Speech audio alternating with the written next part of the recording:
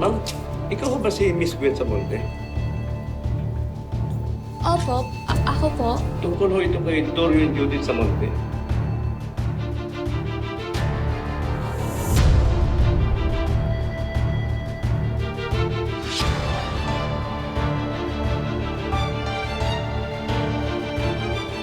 Ito po yung ID ng mga na-recover namin.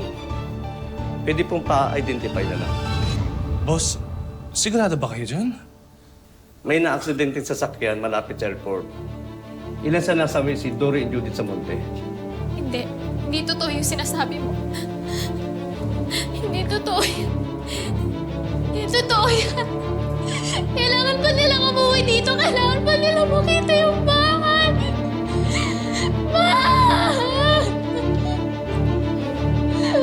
Ma! Hindi!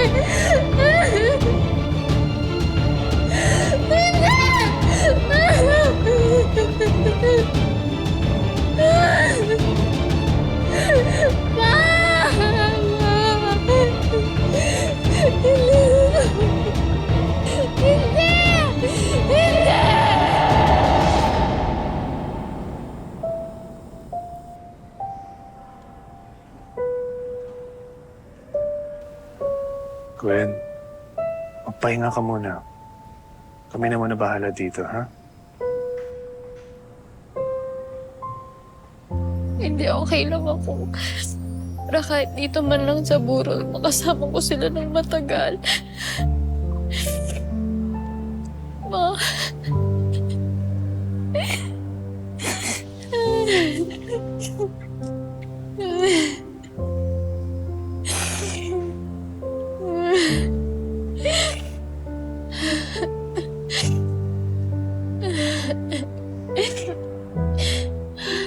Condolence po, Ma'am Gwen.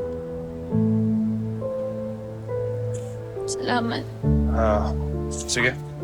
Iwan ko muna kayo.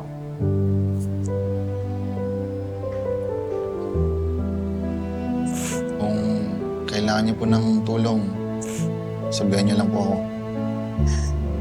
Sayang, hindi man lang nila naabutan yung bahay. Sigurado po, matutuwa sila. Ano na pong balak niyo sa bahay? Hindi ko pa alam eh. Pero baka parentahan ko na lang muna yung mga kwarto.